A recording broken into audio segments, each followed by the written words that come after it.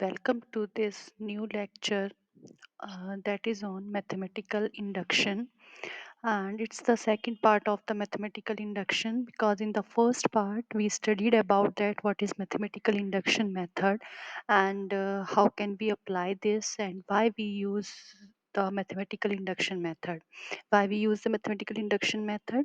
Actually, by mathematical induction, we can prove that any statement means the truthness of the any statement which are saying, right?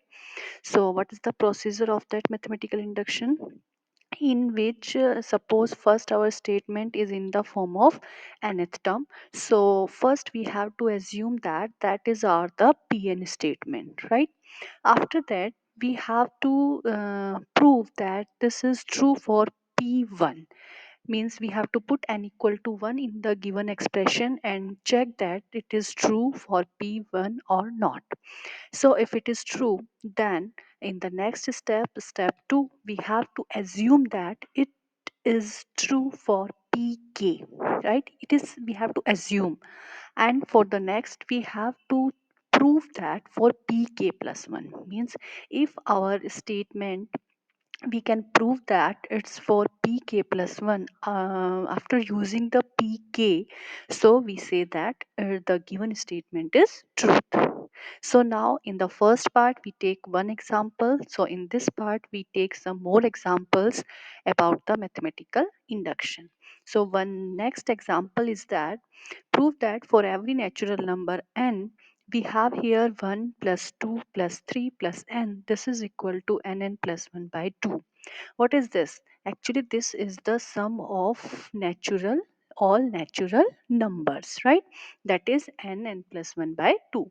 So we have this statement. So now we have to check this is true or not. So we check this is by mathematical induction method. So what is our the first we have to consider that this is our the whole statement is p and we denote it by pn, right? So now we have to show that Pn is true for all natural numbers n. So now what is our first step? First step is that we have to show that P1 is true. So we put here in our expression what is that the first term of left side, that is 1, and the right side expression was n plus 1 by 2 and n is 1 put here. So 1 plus 1 by 2, so it is 2 by 2, it become 1. So 1 equal to 1, it means P1, we have to show that P1 is true. Now, what is the second step? In second step, we have to assume that, yeah, it is true for Pk, and what is, and it is called are the induction hypothesis. So what is, we have to put here k in place of n. So that is 1 plus 2 plus 3 plus k is equal to k plus 1 by 2. So when we solve it, when we prove it by for pk plus 1, so we use this term, right? The value of pk. Now, in the next step, we have to show that it is true for pk plus 1. So now first, we put n equal to k plus 1 in our given expression. So that is 1 plus 2 plus, and nth term, n term is k plus 1. So obviously the before term of this is k. So now here nn plus 1 by 2, n is k plus 1 here. So k plus 1, k plus 1 plus 1 by 2. Now we have this expression after putting n equal to k plus 1. Now we have to show that we have actually we consider our left part, and after using our the value of pk, we have to show that the right part, right? So our motive is that we consider the left part, and by using the induction hypothesis we have to obtain the right part. If we can obtain the right part is like that, so we can say that yeah, this is true for pk plus 1. So now what is our left part? That is 1 plus 2 plus 3 plus k plus 1. Now in the next step we combine these 1 plus 2 up to k. Why? Because these terms are value is pk. And what is these values? These are k plus 1 by 2, and this is remaining term plus k plus 1. Next, This is k plus 1. We take the common here, k plus 1. So in the braces we have k by 2 plus 1.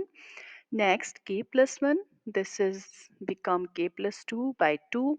And after solving this we get this, because it is term actually k plus 1 k plus 2 by 2, but in the right part what we have to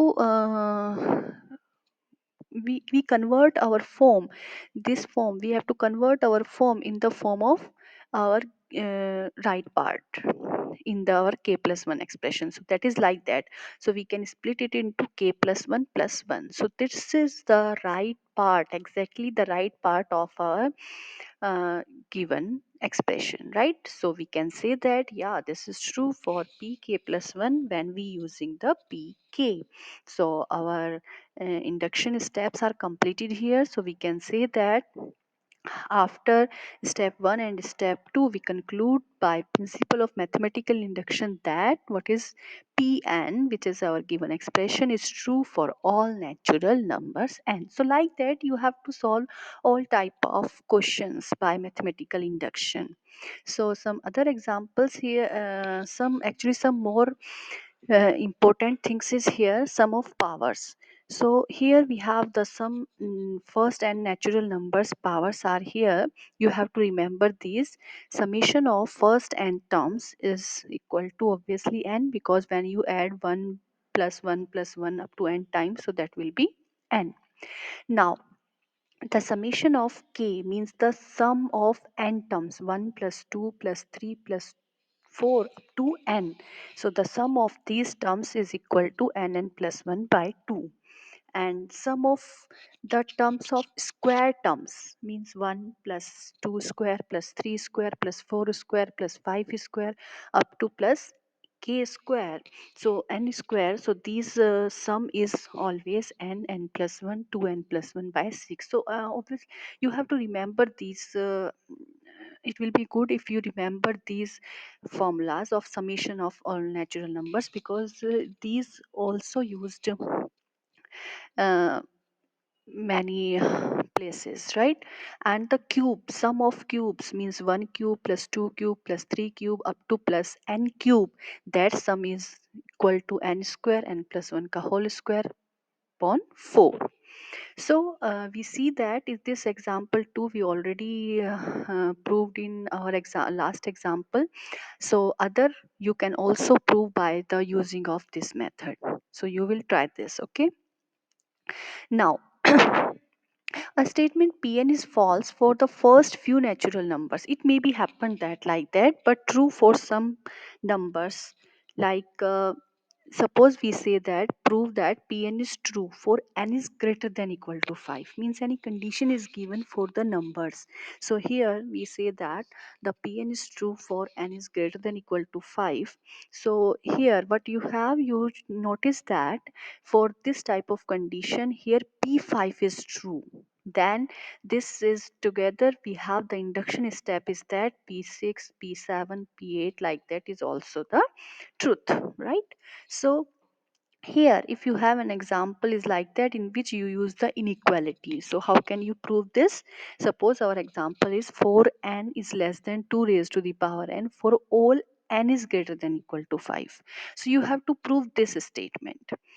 So now use your mathematical induction method. What is our first step is that we have to put consider this is our Pn, right? So our Pn statement is 4n is less than 2 raised to the power n.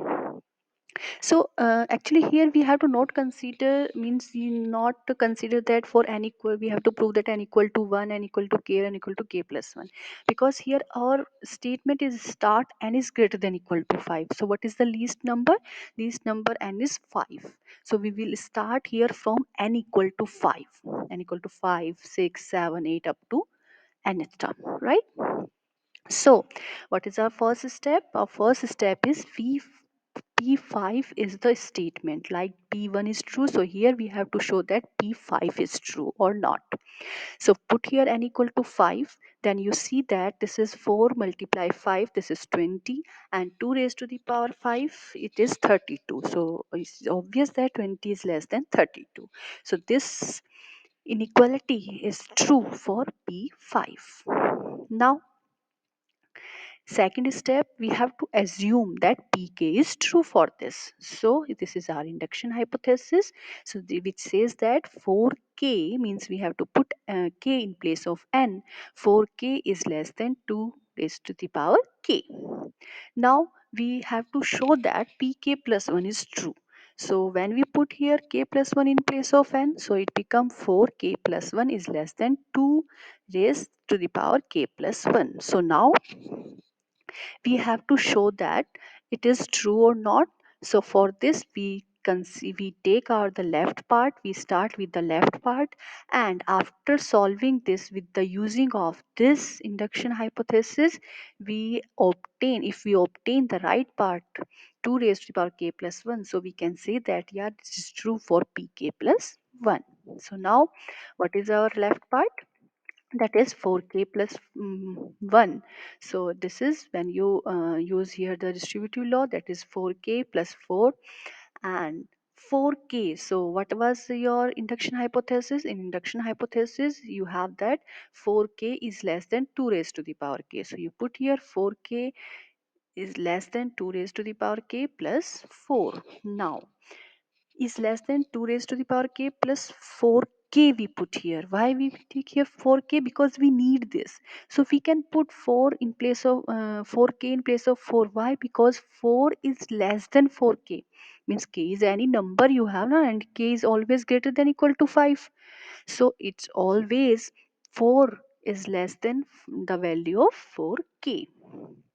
Now 4k you can put it 2 raised to the power k by the induction hypothesis, so it becomes 2k plus 2k, and this is when we add this is 2 times, so 2 times of 2 raised to the power k. Now by the property of exponent we can add these powers, so this is less than 2 raised to the power k plus 1. And what is this? This is the right part of k plus 1. So pk plus 1 we get it is true from the pk. Now so our induction step is completed here. So we can say that after proving the step 1 and step 2 by the mathematical induction method, our Pn is true for all natural numbers n greater than equal to 5. Clear? Okay, so now let's take another type of example. Here we have to prove that for any natural number n, 7 to the power 2n plus 2 to the power 3n minus 3 multiply 3 to the power n minus 1 is divisible by 5. So if you have any question is like that is divisible by 5, 9, 10, any number, so how to solve this? By this method. So that is the first step, is that we have to consider that this is our Pn statement. What is Pn statement? That this is divisible by 25. So it is true. We have to show that it is true for all natural number n. Now, what we have to show that here, because here we have to show that this Pn is divisible by 25, means our Pn 25 divisibility means 25m. M is any integer, right? If we can show that this expression is equal to the 25 multiple of 25, it means that this is a divisible by 25. So we can say that this is equal to, this expression is equal to 25m, right? And after simplification we can write this 7 raised to the power 2n means 7 to the power 2, that is 49. So we can write that 49 to the power n, and this is 2 raised to the power 3. If we take here common 3 n minus 1, so it become 8 raised to the power n minus 1 multiply 3 raised to the power n minus 1. Next 49 raised to the power n, and it is because the powers are same, so by the exponent property we can multiply the bases, that is 80 multiply 3, so it is 24 raised to the power n minus 1. So now our Pn is this 49 raised to the power n plus 24 raised to the power n minus 1. So we have to show that this is divisible by 25. So now, what is our first step? First step is that we have to show that our P1 is true. So what says P1? P1 is that we have to put n equal to 1 in our expression. So that is 49 plus 1 that is 50. And what we can write 50, we can write it 25 multiplied 2. So this is a multiple of 25. So we can say that this is P1 is divisible by 25. So it is true. Now what is the step 2? Here we have to assume that pk is true. So what is our induction hypothesis? We have to put here n equal to k. So that is 49 raised to the power k plus 24 raised to the power k minus 1 is equal to 25 m. Now, in the next step, we have to show that pk plus 1 is true or not. So, here we put first n equal to k plus 1. So, it becomes 49 power k plus 1 plus 2, 24 power k is divisible by 25 or not. So, we consider this step and show that this is divisible by 25 or not by using the induction hypothesis. So, we take this part. So we can split this powers 49 raised to the power k multiply 49 plus 24 raised to the power k. Next, uh, by the induction hypothesis, we can put the value of this from there 49 raised to the power k, that is equivalent to 25m minus 24 raised to the power k minus 1 plus 24 raised to the power k. So we include this in place of this by the induction hypothesis. Now multiply this by the distributive law. 49 multiply 25m minus 49 multiply 24k power k minus 1 plus 24 raised to the power k. Now, here 24 raised to the power k minus 1, you take common here 24 raised to the power k minus 1, so it becomes 49 minus, because k minus 1 is here and here is k, so we have to, we take here the common k minus 1, so remaining is here 24, right? Next, 29 plus 25m, and this is when you subtract it, you will get 25. Now, 25, you can take common 25 from here, so it becomes 49m minus 24 raised to the power k minus 1. So now you can see that this is all the multiple of 25, right? So you can say any term, you can consider it as any term, a b c d any. So we consider it, this is our the q term, that is 49m minus 24k to power k minus 1. So it may be anything, doesn't matter. Only we see that this is a multiple of 25, which we need this.